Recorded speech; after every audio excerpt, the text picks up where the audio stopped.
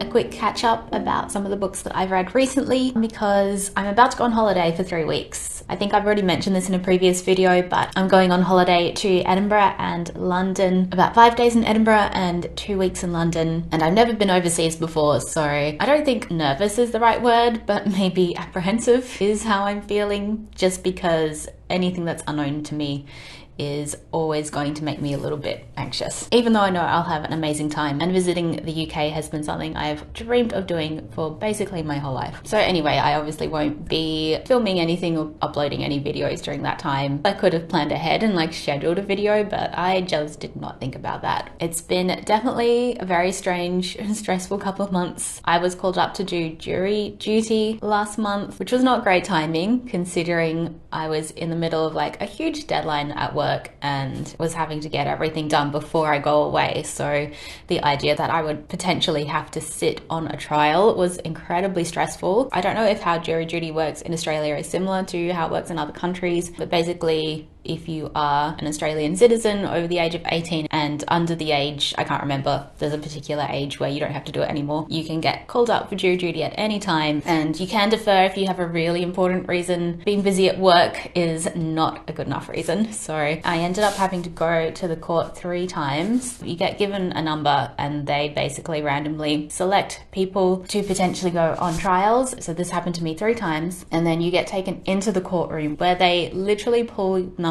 on pieces of paper out of a box, and those people have to be on the jury. So if you have a reason for not being on the jury, like whether you know the person who's been accused or one of the witnesses, or the subject matter is something you feel you can't be non-partial about, then you can just tell the judge that you don't think you should be on the jury and they can make a decision to let you off. Obviously the defense and the prosecutor get to challenge, which happened, and it was really interesting seeing which people they challenged. They definitely were targeting certain groups depending on the case. Incredibly, I managed to get through 3 rounds of pulling out the numbers in 3 different trials and did not get my number called in any of them. So I was incredibly relieved, as was my manager. It's not to say that it wouldn't be a really interesting experience being on a jury, though some of the cases were pretty awful that I could have potentially sat on, which could be a lot if you have to sit and listen to details about those for a lot of the trials were going to last between 3 and 10 days, but it was just not the right timing. So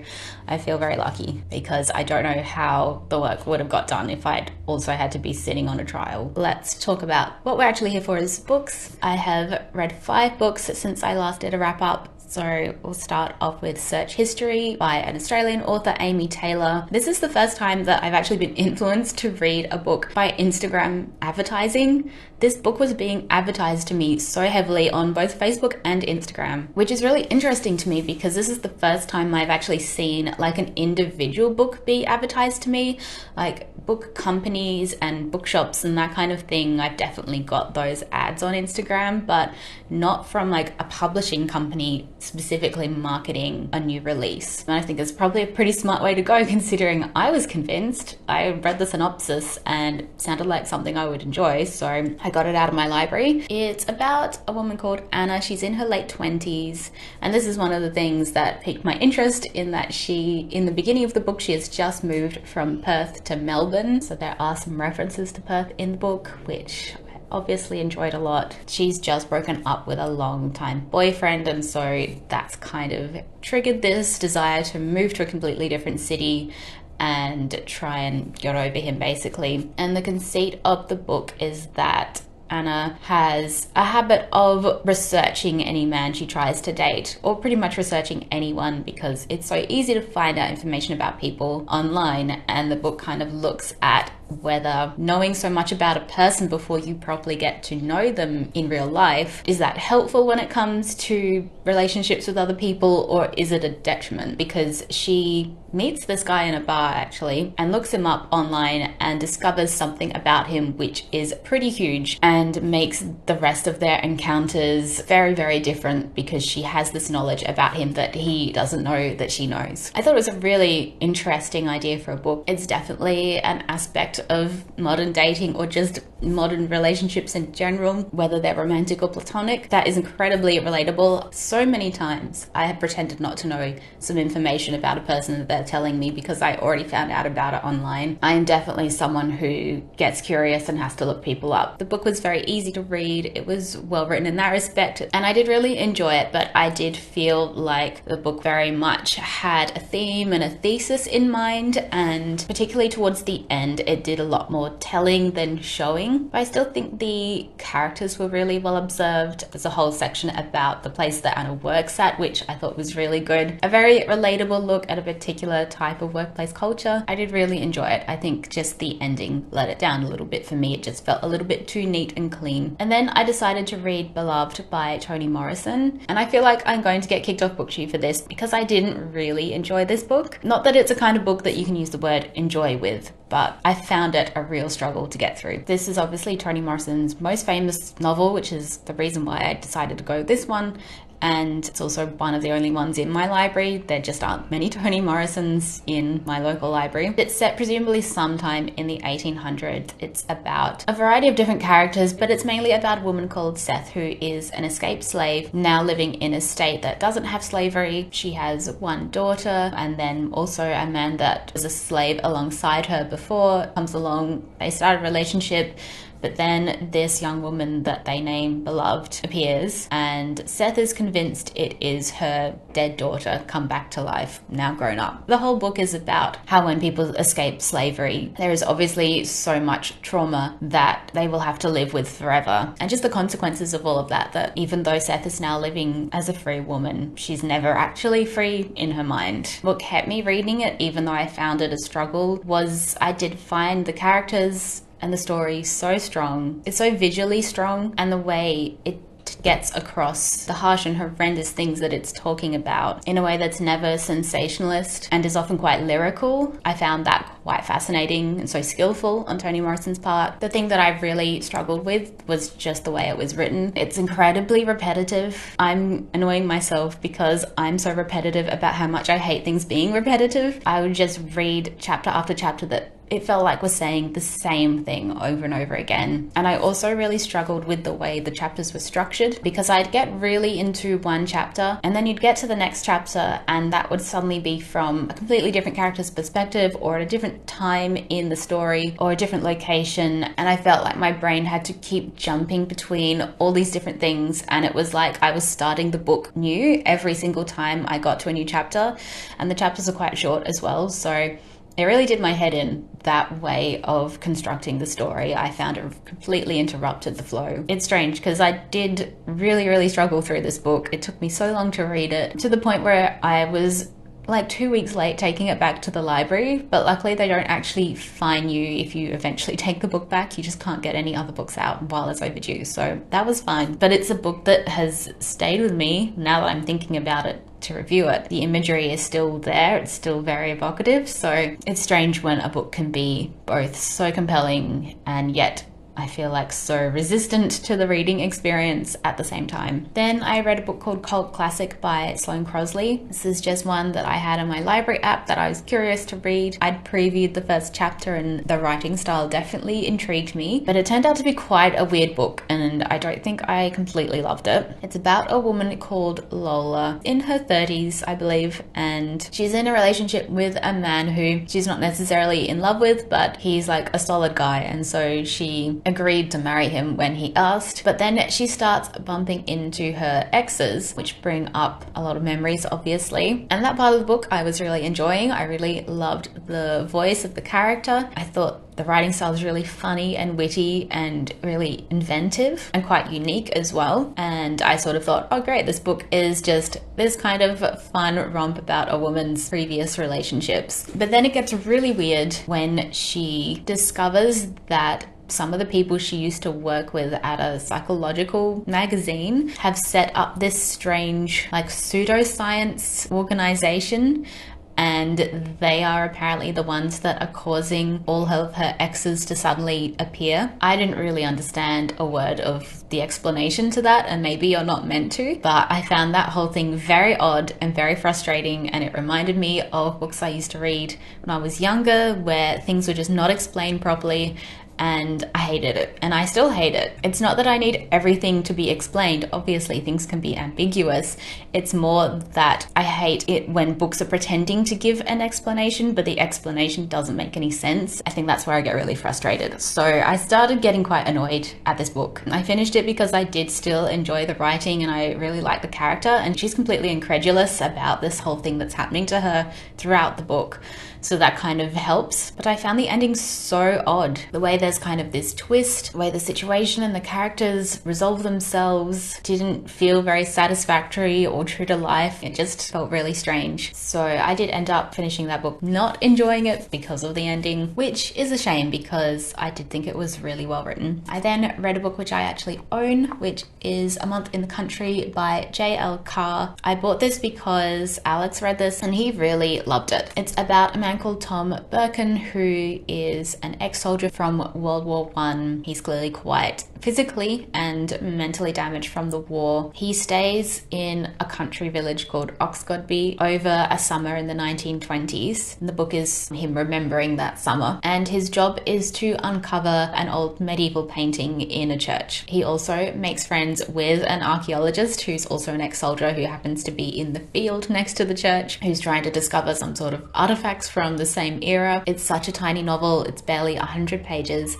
There's no chapters. It's just a series of vignettes from this whole summer that this guy is remembering. And at first it's just kind of going along with his observations about the people he's meeting and the countryside. But then out of nowhere he'll just have these pretty amazing sort of sentences or observations about life in general. It really is this quite touching portrait about what it must have been like for the men who had survived such a horrendous experience, and the mixture of relief and guilt and all of those things as they try and acclimatize back into this life in the UK, and contrasting that with how idyllic his experience is over these summer months. It's funny, it didn't blow me away while I was reading it, but I think the more I think about it now, the more I appreciate it, how much it kind of packs into such a tiny story. And I did watch the film version afterwards as well, which is from the 80s and has a very young Colin Firth and a very young Kenneth Branagh.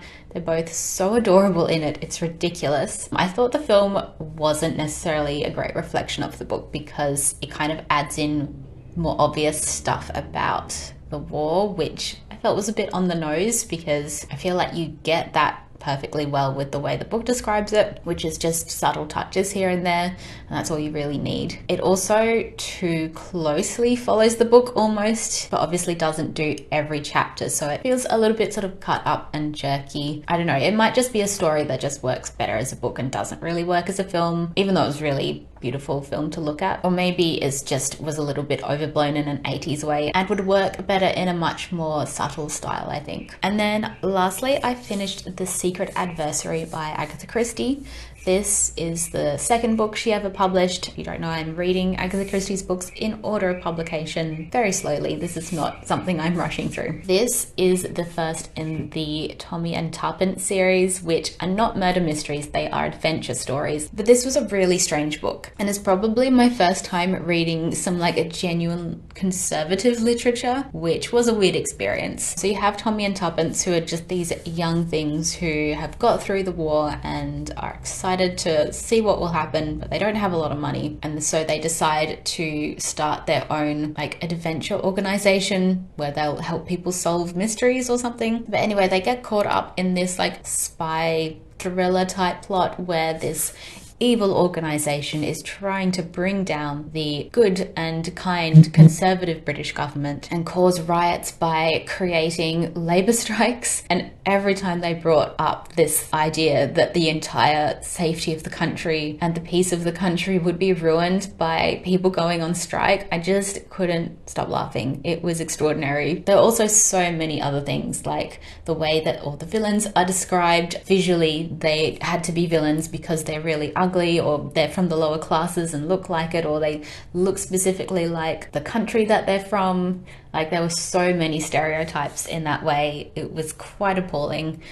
I mean, you expect it in books from this era, but it was quite full on. I can completely see why this series is not as well known as Ms. Marple and Poirot. Clearly, Agatha Christie's strength is when she is just writing about more upper class British people doing murders. The actual story, in terms of like how fun it was and how exciting it was actually pretty good. It's really well written. It's very pacey. The characters of Tommy and Tuppence are very fun, but I just had to give it 2 stars because it truly was the most appalling piece of propaganda. And then lastly, I'm currently reading Look at Me by Anita Brookner. I definitely need to get a move on and finish this because I need to take it back to the library before I go on holiday in exactly 1 week. I'd had Anita Brookner on my radar for a while, didn't know anything about her, I just liked the sound of the type of books that she writes. And then I saw this on a list of books in an article about books that had captured loneliness very well. And loneliness is something that I don't know if fascinated is quite the right word, but it's something I think about a lot, and it's something that I think everyone experiences regardless of whether you live alone like I do or you're surrounded by people all the time. I think it's just an inevitable side effect of being a human being, because I don't believe that anyone can truly understand us except ourselves. So that's the reason I picked this up. I went to the library and they have like heaps of her books, so I'm quite excited to have the opportunity to read more if I do really end up loving this by the end, but I am enjoying it right now. So it's about a woman called Frances. It was written in the 80s, so I assume it is set in the 80s as well. She works in a library, but it's like a library full of images throughout history about different medical things. And she has these 2 friends, Nick and Alex, who she finds incredibly glamorous, and she gets swept up in their world. I'm only about 40 pages in, but so far I'm really enjoying it. It's kind of almost scrappily written in a way. It's from Frances's perspective, and it really does feel like she's just writing this out in like a diary or something. This just might be Anita Brookner's style of writing. Maybe all her novels are like this, but even the way she might repeat certain words and certain phrases within sentences of each other is not something that you would probably do normally in a novel. But in this book, because it is from her perspective and she talks about how she likes to write, it does just give the impression that this is just something she's writing down for herself. The characterizations in it are really lovely. Anita Brookner only needs to use a few words and you entirely understand these characters and their position in life and the surroundings they live in. So I'll let you know my full thoughts when I finished it. So I finished Look at Me by Anita Brookner. I think what I said just in that last clip still stands. I did really enjoy this book to the end.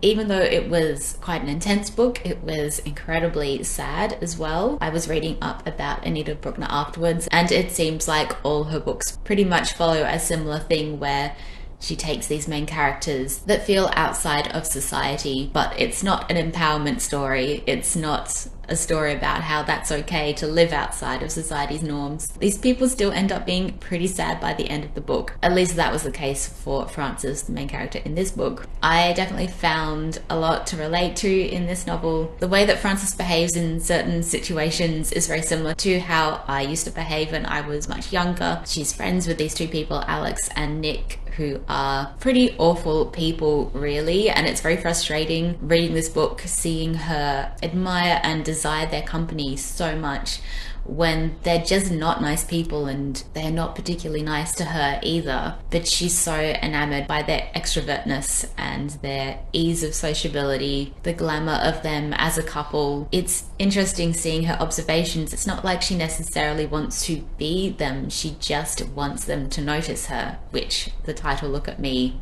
refers to and is mentioned throughout the book. She feels like she's someone who has had to be so dutiful and has kind of been taken for granted for so long, that she is this sort of like kind and nice and moral person, that she feels like she has missed out on living life because of it. And Nick and Alex give her this opportunity to potentially live the kind of life that she thinks is exciting and interesting. And it really is heartbreaking, because even as she is slowly realizing that these people aren't particularly nice or particularly good for her or really don't care about her in any meaningful way, she still craves that attention, and the way that she thinks through her actions and the way she behaves around them, and you see her planning out how she is going to behave in the next interaction, because she constantly feels like if only she could behave in the right way, then they would like her and want her around, which is absolutely thought processes that I was having in my early 20s. And then you have this other aspect of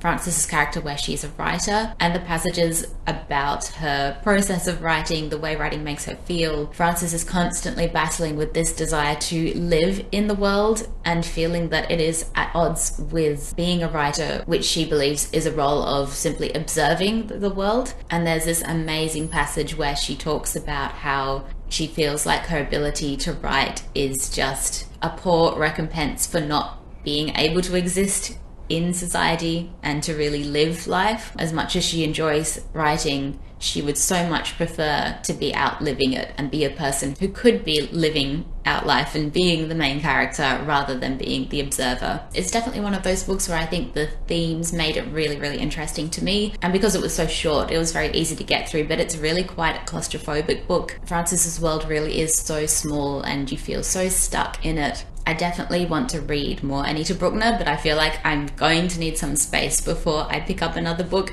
if all of her stories are going to be quite as morose and kind of realistic as this one was. In terms of it being a book about loneliness, it definitely is probably one of the best I've read. So I've been very neglectful of my film reviews recently just because life has been very busy, but I thought I would highlight 3 films that I've watched recently that I did really enjoy and would recommend. So the first one is Past Lives. A lot of people are loving this film. In my typical way, I don't think loved it as much as most people did. I still found it really moving, but just not the same emotional outpouring that I think other people are having in reaction to the film. So it's about a woman called Nora who immigrates from Korea to America when she's a child. I think she's around 12 years old when she immigrates. She has this sort of childhood sweetheart who stays in Korea, and they reconnect when she's much older at university and he's still in Korea. This part's set in the early 2000s, so Skype is just becoming a thing, and so they start Skyping each other.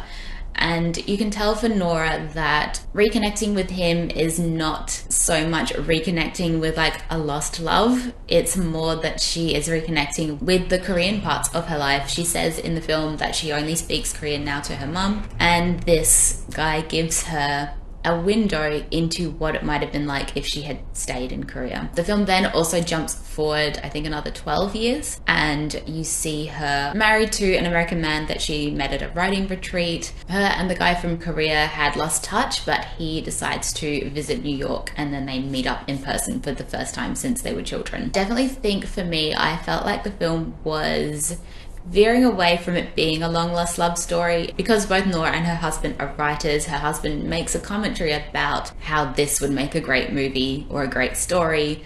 The long-lost lovers coming together with the American husband in the way, and the film is definitely playing around with that trope. But for me, the strongest aspect of it was Nora seeing her 2 different identities like represented in these 2 men, and it never felt like she thought one was better than the other. They were just different. I think the thing that held me back from really getting invested in the film was I felt that Nora herself was really pared back emotionally. I never really felt like I got to know her properly, whereas I kind of felt like I understood the 2 male characters a bit more. And because she's meant to be emotionally anchoring the film, it just made it quite distancing for me. I don't think it was the fault of the actor or anything like that. I think it was a deliberate choice to make her a little bit more ambiguous, but I think I just would have enjoyed it more if I'd understood where her head was at a bit more. What I really loved was the cinematography. I think this is such a beautiful film. I love the way the director Celine Song has depicted both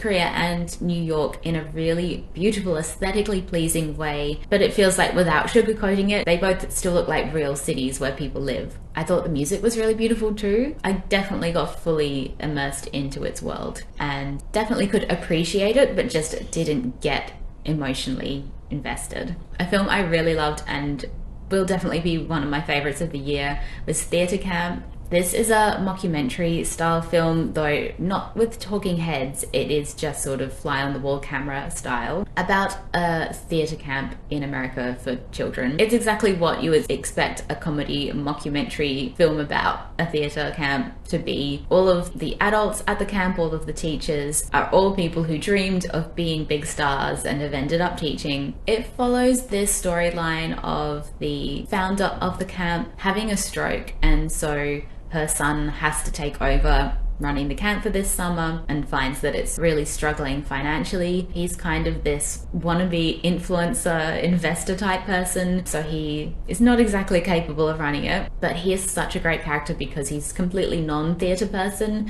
and so he contrasts so beautifully with all the theatre crazy people who are the rest of the characters.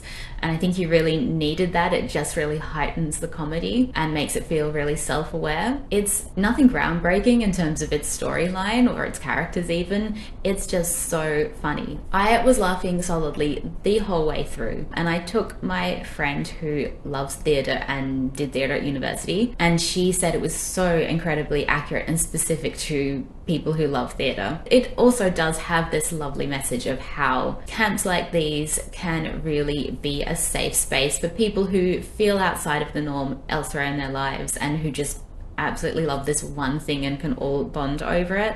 And it did make me very jealous that we don't have those types of camps, because I think I would have had such a better time as a teenager if I'd had the opportunity to go to something like this. And it really is a love letter to those kinds of camps and how important it is to fund arts opportunities for children, but mostly just incredibly funny. So I would highly recommend. And then lastly, I want to recommend a film called Scrapper. This is a British film about a 12-year-old girl called Georgie. Her mum has died and she is managing to live alone still in their house, sort of tricking the social workers who clearly don't really care that much by pretending to be living with her uncle. And then her father shows up, who she's never met before. He's played by Harris Dickinson, who is an incredible actor. He is such a chameleon. And in this, it's really subtly done. He is this dad who's obviously left Georgie and her mum behind. He's gone to live in Europe, but he genuinely felt because they were 18 when Georgie was born that her mum didn't want him around. Harris Dickinson just plays it so well, and that you can tell he could be a bit of a lad, a bit of a childish person, but he's clearly trying to take on responsibility. He's trying to grow up a bit, and you can tell how well that he gets along with Georgie, and she of course is completely reluctant to trust him at all, but they just have this undeniable chemistry between the two of them. A lovely father-daughter relationship. It's such a sweet film. It's so funny. It of course made me cry at the end. You know exactly where it's going, but it's the performances that are really unique. The girl playing Georgie is so fascinating to watch. You can tell she is such a personality, such a character. And it's also really creatively directed as well. You get these little pretend interviews with the people around Georgie, and it gives you such a picture of this world that she lives in. It's also very aesthetically pleasing. I think a lot of British films about, you know, working class people are often very dour and drab to look at, but this film is so colourful, it's so vibrant, and still feels true to what it probably really is like to live in the area that Georgie is living in near London. It really is one to watch for the relationship between the two main characters and how great those two actors are in those roles. So I will see you when I get back from holiday. I still have to decide what book to take. I haven't been away for this long since I was a small child, so I feel like I definitely need to take a book, but I don't know what. I'm thinking maybe a Charles Dickens, just because I'll be in London and that feels appropriate, like Oliver Twist or something. Or maybe Middlemarch, just because it's really big and I want to read it again. I think rereading a book would be a good option while I'm on holiday. So if you have any suggestions, please let me know. Thank you so much for watching. I will see you soon. Bye.